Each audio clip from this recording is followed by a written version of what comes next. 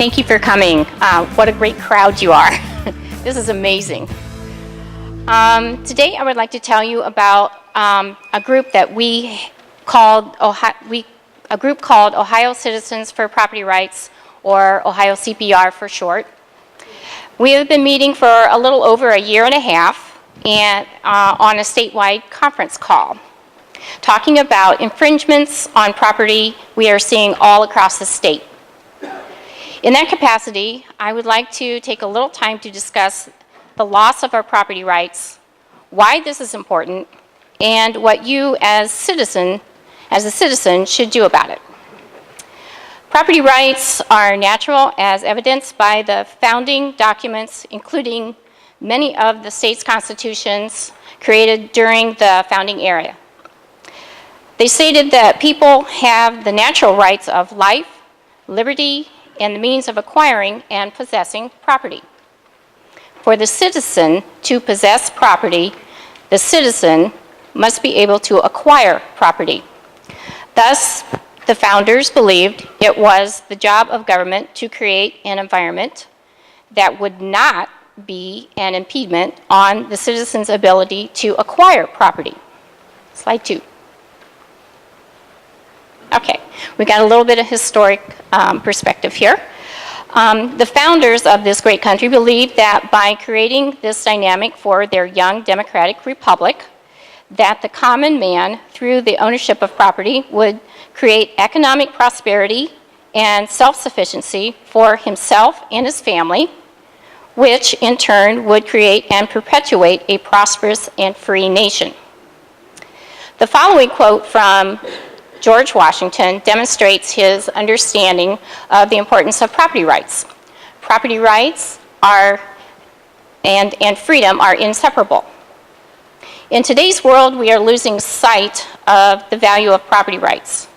Founding Father John Adams displays an almost eerie ability to read the future of this young country by stating, "The moment the idea is admitted into society that property is not as sacred as the law of God, and that there is not a force of law and public justice to protect it, anarchy and tyranny commence."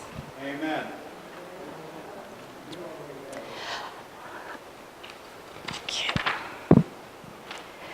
According to the Economic Freedom of the World Annual 2013 report, the cornerstones of economic freedom are personal choice, voluntary exchange coordinated by markets, freedom to enter and compete in markets, and protection of persons and their property from aggressions by others.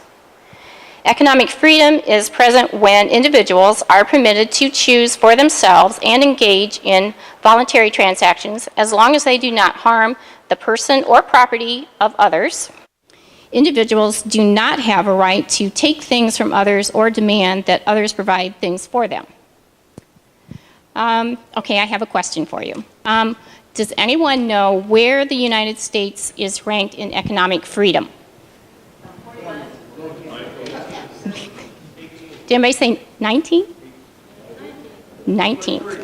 It's 19.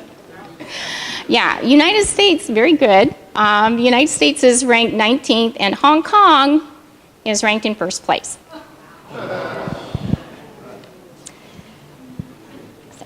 In accordance to the Economic Freedom Ratings of 2011, the most recent year for which comprehensive data is available, on the chart, ratings are from 0 to 10 in 8 separate categories that collectively are used to create a chain length rating, which is used to rank the 152 countries included in this report. This chart shows the number 1 ranked country, Hong Kong, and the United States, the 19th. If you notice, the United States is only 30th out of the 152 countries in the legal and private property category. Here's the strategies used to infringe on property rights in Ohio. 3 egregious ways that the land is being taken and placed in public domain is through green regulations, conservation easements, and eminent domain. Eminent domain, the Clean Water Act, the Endangered Species Act, climate change, etc., from the federal government allowed all levels of government to justify the infringement of property rights in order to provide protection to the environment. The EPA is attempting to expand the amount of water over which it has jurisdiction. The land immediately around the water will also be under the jurisdiction of the EPA and out of the control of the private landowner.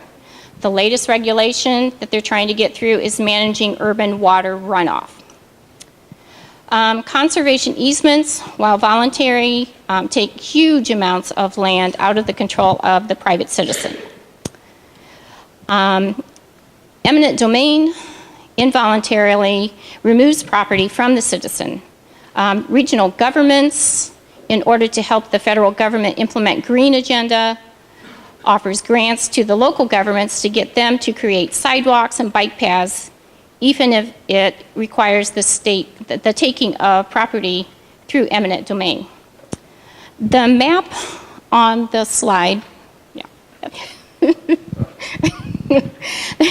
the map on the slide shows the number of conservation easements in Ohio.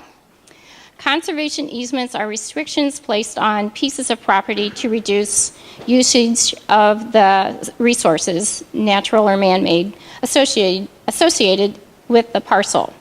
The easement is either voluntarily sold or donated by the landowner, sometimes coerced, and constitutes a legally binding agreement that is usually permanent and theoretically protects land for future generations. There is an annual report inspection by the grantee, stewardship fees paid to the grantee by the landowner, and a threat of a lawsuit against the landowner if violations occur, like putting up a shed. You may not be able to do that. Okay, who is using these strategies to infringe on property rights?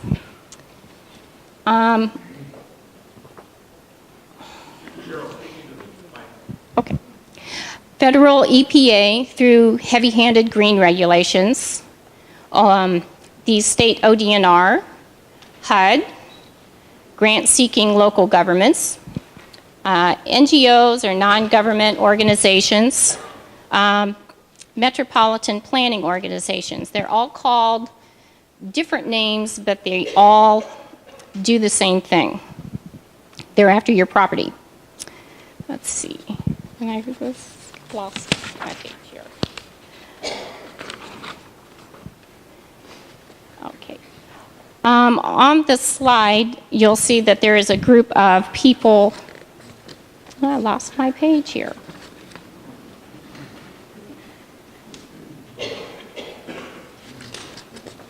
Okay. The picture on the slide shows a group of people that call themselves the NEOSCC, the Northeast Ohio Sustainable Communities Consortium, a non-government organization. This is from a vote among themselves to impose their regional planning initiatives over the MPO and elected officials. The booklets shown were printed up before the vote, so they already planned on doing this without anybody's input. Okay, in your handouts, I gave you some handouts when you came in the door. This is a page, or there's a page in here that shows the places where MPOs are.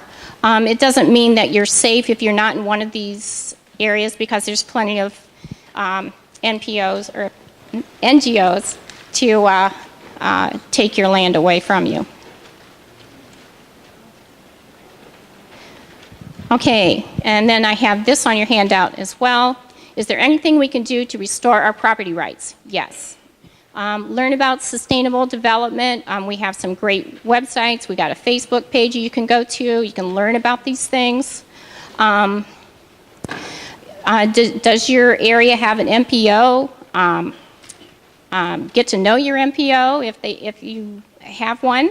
attend local meetings with your city council, commissioners, township trustees. There's one more thing that I want to point out that's really important. I'm not going to go through everything. Any initiatives to make officials appointed rather than elected, especially the sheriff. In one county in the Northeast, Cuyahoga, they have an appointed sheriff now, and that takes away his power. And so you really have to watch this. You don't want that happening. In the Northeast, we are making progress in raising awareness and educating our local elected officials. Ohio CPR participants are giving presentations to local trustee boards and other groups that have resulted in passing a resolution that reject regional planning initiatives from the NEOSCC. Some of our participants are running for local office to advance liberty from the inside. Get to know your local candidates for office and support the ones who are willing to defend your rights. And here's a quote from another founding father. It does not take a majority to prevail, but rather an irate, tireless minority, keen to set brush fires of freedom in the minds of men, by Samuel Adams.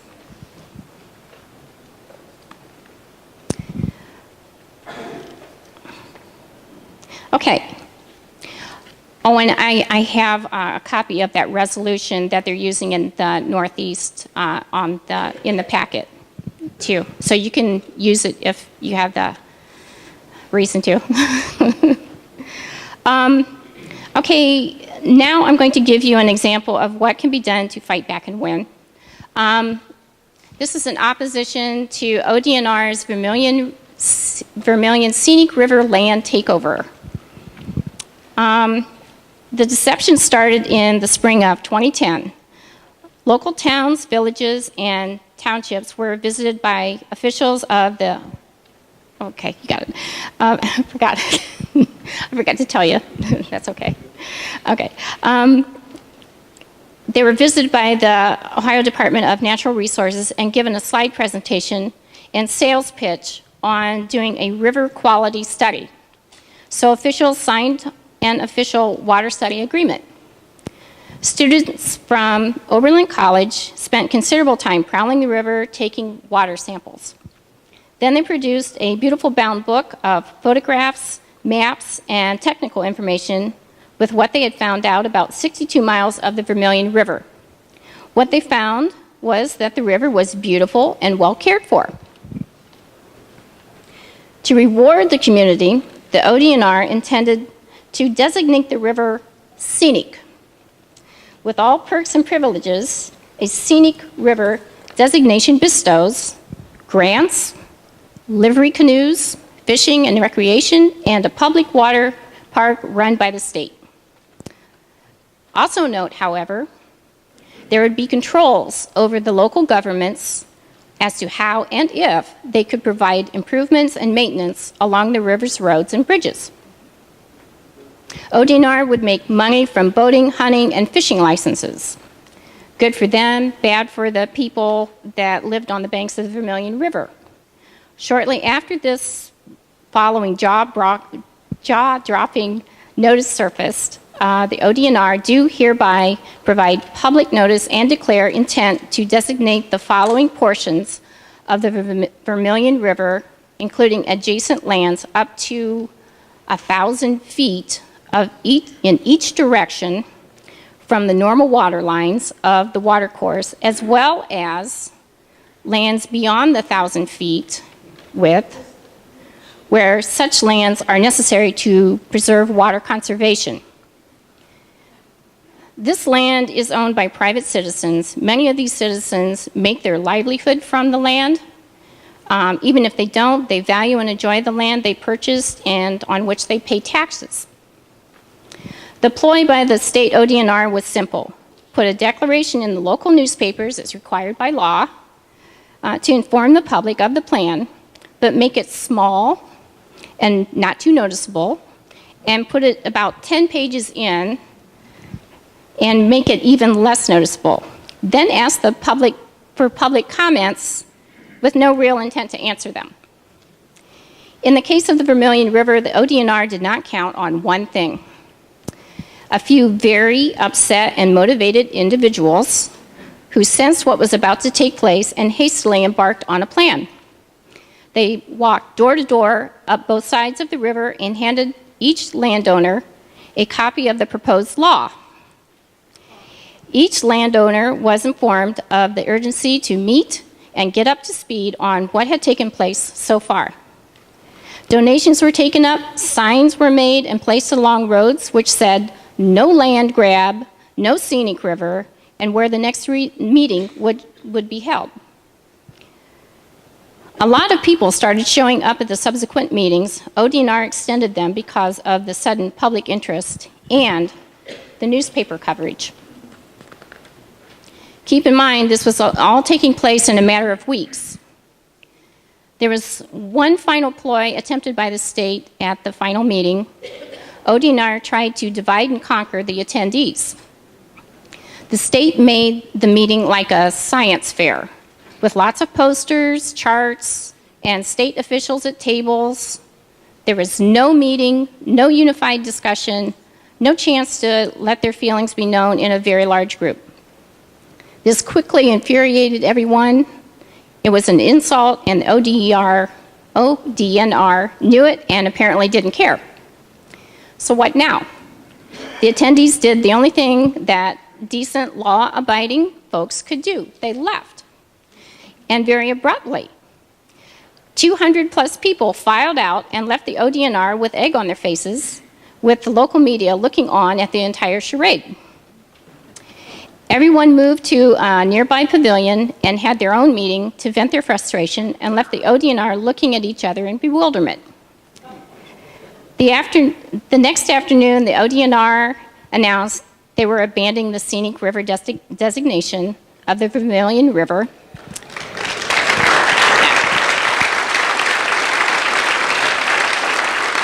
Due to lack of support. Okay, so that was a big win. That's what you can do as a large group. And that's why we need to all work together. Now, here are some examples of eminent domain we are working with. This is being used more and more to take private property, not just from critical infrastructure, but the projects that need only meet the common good, or how much grant money the local government can get for putting up bike paths. No one is asking how much it costs for maintenance, who is liable for accidents, what is the crime rate on the paths, or even how many people will use the bike paths when installed. Right now, there are two groups of people in our conference call that are fighting bike paths, with many more that are having it proposed in their area. In the Dayton area, the Granado family is fighting a terrible intrusion of their property, with a bike path considered 5 feet from their front door, which is on the slide.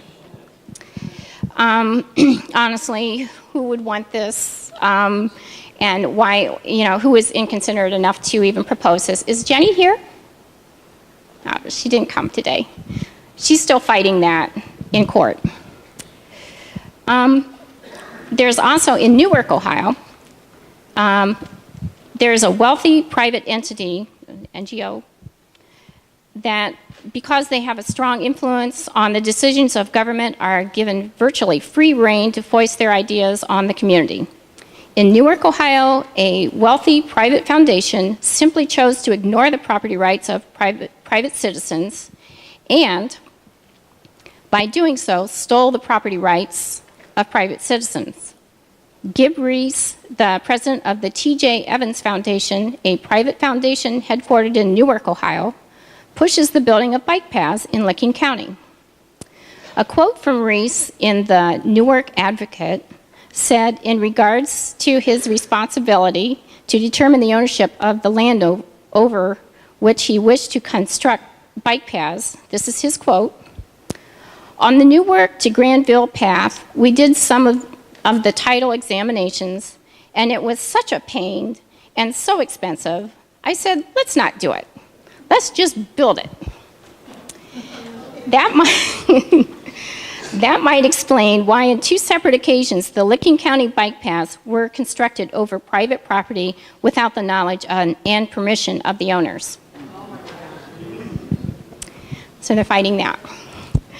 These are just a few examples of some of the ways we in Ohio and across America are losing our ability to maintain ownership of our property. But we will continue to fight. I got one. So what's next? Up to this point, we have had a group of people who participate in the conference call bi-monthly for a year and a half. We share different ideas that have been going on across Ohio and mostly consists of problems with property rights. About 6 months ago, we decided to put a booklet together with these various issues that people have been experiencing. Mostly we have noticed that problems come from the local governments being offered grants from private-public partnerships, NGOs, as a way of taking land from owners for the greater good of bike paths, bad stewardship of flood mitigation, and riparian corridors, to name a few. We plan on presenting this booklet to our Ohio legislators so they can get an idea of some of the problems that the landowners are running into. We've also talked to Maurice Thompson about this, and he is suggesting we do a ballot initiative that would require 115,000 signatures with concerned voters. We will be sending out a survey soon to see if we can get enough people interested in helping with this task. It's not a constitutional amendment, so it's not 385,000. But if we get enough, then that's the route we'll probably take. I would also, let's see. So if you would be interested in collecting the signatures, please stop by the table and let us know. We don't have anything yet, but if you're just interested, let me know. I would also like to take this opportunity to invite you to join the Ohio Citizens for Property Rights in our every other week phone conference and to view our Facebook page in order to help protect and restore our property rights in the state of Ohio. Please stop by the table and sign up for the conference call so I can put your name on the list. And we also have no trespassing sign packets that are for sale if you are interested. Thank you for coming to support our liberties in Ohio today.